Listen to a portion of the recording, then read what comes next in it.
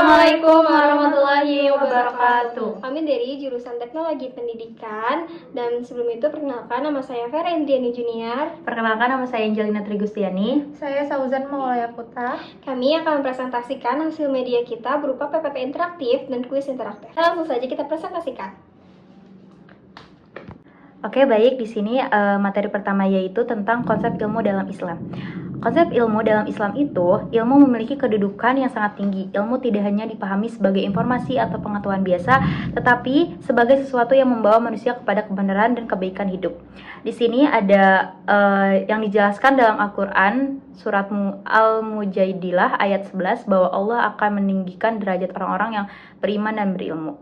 Artinya, ilmu itu mengangkat derajat manusia, tetapi ilmu juga bukan hanya untuk dunia, tapi juga untuk akhirat. Di sini ada beberapa tujuan utamanya. Yang pertama itu mendekatkan kepada Allah, memahami keagungan Allah melalui ciptaannya. Mendekatkan diri kepada Allah berarti kita berusaha menjadi pribadi yang taat, seperti rajin beribadah, berdoa, dan selalu mengingat Allah dalam setiap kegiatan. Dengan begitu, hati menjadi lebih tenang dan hidup terasa lebih terarah. Yang kedua itu mampu membedakan antara hak dan batil, artinya menghindari kesesatan dan memperkuat iman, yang dimana mampu membedakan antara hak dan batil, memahami mana yang benar dan mana yang salah. Hal ini penting agar kita tidak mudah terpengaruh oleh hal-hal yang buruk dan selalu memiliki jalan yang sesuai dengan ajaran agama. Di sini ada kenaikan derajat, pahala besar dan kenaikan kedudukan di sisi Allah, yang dimana seseorang akan menjadi lebih mulia di hadapan Allah karena kebaikan dan amal yang dilakukan. Semakin banyak berbuat baik, semakin tinggi pula derajatnya. Selanjutnya itu ada kemakmuran bersama, solusi masalah dan sarana dakwah, yang dimana terciptanya kehidupan yang sejahtera, di mana setiap orang saling membantu, peduli, dan bekerja sama untuk kebaikan bersama, bukan hanya untuk memikirkan diri sendiri. Yang terakhir itu menghargai ciptaan Allah, melestarikan alam, dan mengembangkan potensi, yang dimana menghargai ciptaan Allah berarti kita menjaga dan menghormati semua makhluk, baik manusia, hewan, maupun lingkungan. Dengan sikap ini, kita ikut menjaga keseimbangan dan keindahan dunia yang telah Allah ciptakan. Oke, yang kedua itu integrasi wahyu dan akal. Dalam epistemologi Islam, sumber ilmu tidak hanya satu, tetapi ada dua yang saling melengkapi. Di sini ada Quran surat Al-Imran ayat 190 sampai 191. Orang-orang yang berakal yaitu orang-orang yang mengingat Allah sambil berdiri, duduk, atau dalam keadaan berbaring, dan mereka memikirkan tentang penciptaan langit dan bumi. Di sini ada wahyu dan akal. Nah, wahyu itu bersumber dari Al-Quran dan hadis. Yang kedua itu kebenaran mutlak karena berasal dari Allah, menjadi pedoman utama dalam kehidupan. Seperti tokoh Al-Ghazali menjelaskan bahwa wahyu adalah sumber kebenaran tertinggi karena berasal dari yang maha mengetahui. Nah, di sini ada wahyu Al-Quran, sumber pengetahuan tertinggi, kebenaran bersifat mutlak, mencakup seluruh aspek kehidupan, guidance pengembangan ilmu. Al-Ghazali wahyu dari Allah yang maha tahu. Yang kedua itu akal. Akal itu merupakan anugerah dari Allah kepada manusia, digunakan untuk berpikir, menganalisis, dan memahami. Tokoh seperti Ibnu Sina juga menjelaskan perkembangan akal manusia dari yang sederhana hingga sempurna, yang dimana akal punya keterbatasan. Tanpa wahyu, akal bisa salah arah. Kemampuan berpikir anugerah Allah, Al-Hayulani akal mustafad. Dianjurkan Al-Quran untuk merenungkan, memiliki keterbatasan tanpa wahyu, sumber pengetahuan bersama indera. Jadi, wahyu memberi arah, akal membantu memahami, keduanya harus berjalan seimbang. Oke, yang ketiga ada pembelajaran. Dalam Islam, adab sangat ditekankan dalam proses belajar. Di sini ada dua, adab murid kepada guru dan peran guru dalam adab.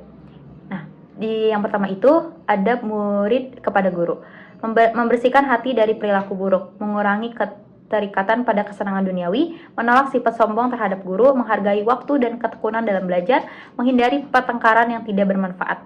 Nah, lanjut, yang kedua itu peran guru dalam adab, menjadi teladan uswah hasanah bagi murid, menyesuaikan metode dengan kondisi murid, membantu murid mengembangkan pola perilaku, menggunakan analogi untuk mengembangkan berpikir kritis, dan yang terakhir meningkatkan standar perilaku siswa secara adil. Dalam tradisi Islam, adab lebih utama daripada ilmu, karena ilmu tanpa adab bisa membawa kerusakan. Oke, selanjutnya yang keempat ada islamisasi ilmu. Konsep ini dikembangkan oleh tokoh-tokoh seperti Ismail Raji Al-Faruqi dan Syed Naqib Al-Atas. Islamisasi ilmu adalah proses mengintegrasikan ilmu modern dengan nilai-nilai Islam. Menurut Al-Atas, fokus pada perbaikan cara berpikir, kemudian menanamkan adab dalam ilmu, dan ilmu itu harus mengantarkan manusia mengenal Allah. Dan menurut Al-Faruqi, menggabungkan ilmu modern dan Islam, kemudian mengkritis ilmu barat, dan menyusun ulang sesuai nilai-nilai Islam. Di sini ada tujuan Islamisasi ilmu. Ada nilai tauhid, ilmu bermoral, hapus dikotomi, dan peradaban Islam. Yang pertama, nilai tauhid. Nilai tauhid itu semua ilmu mengarah pada pengaturan Allah. Kemudian hapus dikotomi, yaitu tidak ada lagi ilmu agama versus ilmu umum. Kemudian ilmu bermoral, yaitu membawa manfaat, tidak merusak, dan peradaban Islam, yaitu kesejahteraan manusia dan kemajuan umat. Selanjutnya yang kelima, ada manusia terdidik dalam Islam atau insan kamil. Jadi, dari tujuan akhir pendidikan Islam adalah membentuk manusia yang sempurna atau insan kamil. Ciri-cirinya di sini ada 5. Yang pertama, berilmu. Berilmu itu memahami ilmu agama dan umum, berpikir kritis, dan tidak mudah ikut-ikutan. Kemudian beradab. Beradab itu sopan, jujur, bertanggung jawab dalam segala tindakan. Kemudian bertauhid, sadar bahwa ilmu itu berasal dari Allah Subhanahu wa taala. Kita tidak boleh sombong, gunakan ilmu untuk kebaikan.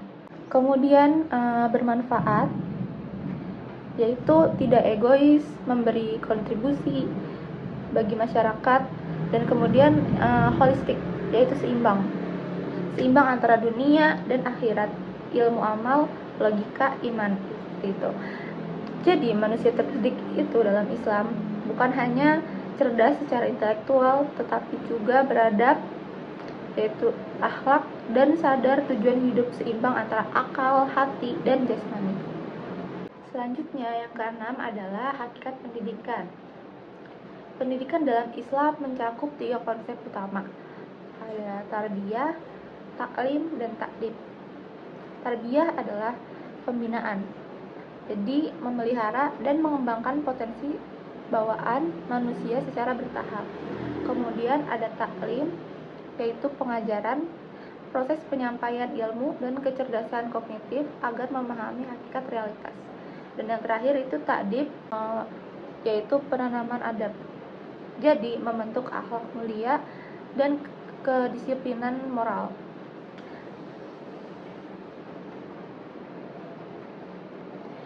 Dan hal ini diperkuat pada Quran surat Al-Alaq ayat 1-4 yang menekankan pentingnya membaca dan belajar. Jadi kesimpulannya, hakikat pendidikan ini adalah proses menyeluruh secara intelektual, moral, dan spiritual. Oke, selanjutnya itu landasan teologis pendidikan. Nah, ini tuh lebih ke dasar-dasar utama yang menjadi fondasi seluruh proses pendidikan. Nah, pertama ada tauhid. Tauhid ini tuh menuntut ilmu, adalah ibadah yang mutlak. Tujuan utamanya adalah mengenal dan bertakwa kepada Allah, bukan sekadar kecerdasan kognitif. Jadi tauhid ini tuh adalah keyakinan bahwa Allah itu adalah satu-satunya Tuhan dan pusat dari segala kehidupan. Dalam konteks pendidikan, semua aktivitas belajar itu berorientasi kepada Allah. Terus ilmu tidak hanya untuk karir, tapi untuk ibadah. Tujuan akhirnya itu adalah mendekatkan diri kepada Allah. Jadi misalnya ketika seseorang belajar teknologi pendidikan, ya tujuannya bukan hanya untuk bisa membuat media pembelajaran, tapi juga untuk memberikan manfaat bagi orang lain sebagai bentuk ibadah. Oke, lanjut, itu ada wahyu. Nah, wahyu ini adalah Al-Quran sebagai hudan atau petunjuk, dan Furqan sebagai pembeda. Jadi menjadi tolak ukur kebenaran semua materi pembelajaran. Nah, wahyu ini yaitu Al-Quran dan hadis yang berfungsi sebagai sumber utama ilmu, filter terhadap ilmu lain. Maksudnya itu, dia itu semua ilmu modern itu tidak langsung diterima begitu saja, tapi itu harus dikaji, disaring, disesuaikan dengan nilai Islam. Contoh, teknologi boleh berkembang, tapi tidak boleh melanggar nilai moral. Terus ilmu ekonomi juga boleh dipakai, tapi tidak boleh mengandung riba.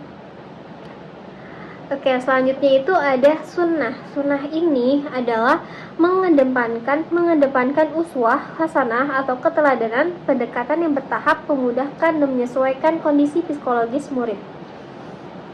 Jadi sunnah ini adalah contoh nyata dari Rasulullah dalam kehidupan sehari-hari. Contoh dalam pendidikan, sunnah itu menjadi contoh metode mengajar, terus contoh menjadi teladan dalam akhlak, terus menjadi praktek nyata dari nilai-nilai Islam. Oke, selanjutnya itu ada relevansi dengan teknologi pendidikan. Yang pertama itu TP sebagai sedekah jariah, mendesain learning management system atau LMS atau media interaktif bukan sekedar proyek teknis, melainkan arsitektur ibadah yang pahalanya itu eksponensial. Nah, ini jadi teknologi ini tuh sebagai sarana bukan tujuan. Jadi dalam Islam, teknologi itu bukan tujuan utamanya, melainkan alatnya. Jadi artinya itu teknologi tidak menentukan baik atau buruk. Jadi manusia lah yang menentukan apa arah penggunaannya. Contoh, LMS, Learning Management System, itu biasa digunakan itu untuk belajar, tapi juga bisa disalahgunakan jika tidak ada kontrolnya. Oke, yang kedua itu ada desain Islami, di mana setiap produk TP harus berkontribusi pada pembentukan peserta didik yang beriman, berilmu, dan berakhlak mulia. Jadi teknologi sebagai sedekah jariah dalam konteks Islam, ilmu itu yang bermanfaat akan terus mengalir pahalanya. Nah, teknologi pendidikan itu bisa menjadi video pembelajaran, aplikasi edukatif, media interaktif. Nah, kemudian itu yang ketiga itu ada teknologi rahmatan lil alamin. Aplikasi TP difokuskan pada aksesibilitas atau inclusion dan kemaslahatan, memecahkan kesenjangan pendidikan umat. Jadi teknologi itu untuk akses dan keadilan pendidikan. Jadi teknologi itu memungkinkan belajar dari mana saja, akses pendidikan lebih luas, mengurangi kesenjangan. Oke, selanjutnya ini yang keempat ada infrastruktur. Lifelong learning adalah manifestasi modern dari kewajiban historis. Islam menuntut ilmu dari buayan hingga hilang lahat. Jadi dalam Islam itu menuntut ilmu itu dari buayan sampai hilang lahat. Artinya teknologi itu mendukung ini melalui learning, terus kursus online, terus platform belajar mandiri. Jadi itu teknologi itu memperkuat konsep belajar itu sepanjang hayat dalam Islam. Oke, jadi yang kelima itu ada etika Islam dalam TP. Nah, ini tuh teknologi harus digunakan sesuai syariat, menjauhi mudarat atau kerusakan dan berorientasi pada kemaslahatan umat. Nah, ini tuh etika dalam penggunaan teknologi. Jadi dalam Islam itu teknologi itu harus tidak merusak moral, tidak menyebarkan hoaks, tidak menimbulkan mudarat.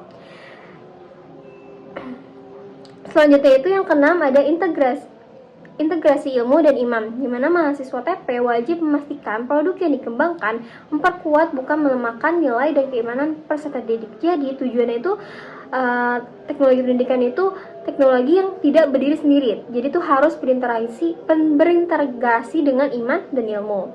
Jadi media itu pembelajaran tidak hanya canggih tapi juga membentuk karakter. Oke, di sini selanjutnya itu ada kuis interaktif. Nanti tinggal klik aja di bagian kuis, klik di sini. Terus nanti ini teman-teman akan ngejawab dari contohnya aja ya. Di sini nanti teman-teman akan ngejawab kuis yang akan ditampilkan di kuis interaktif.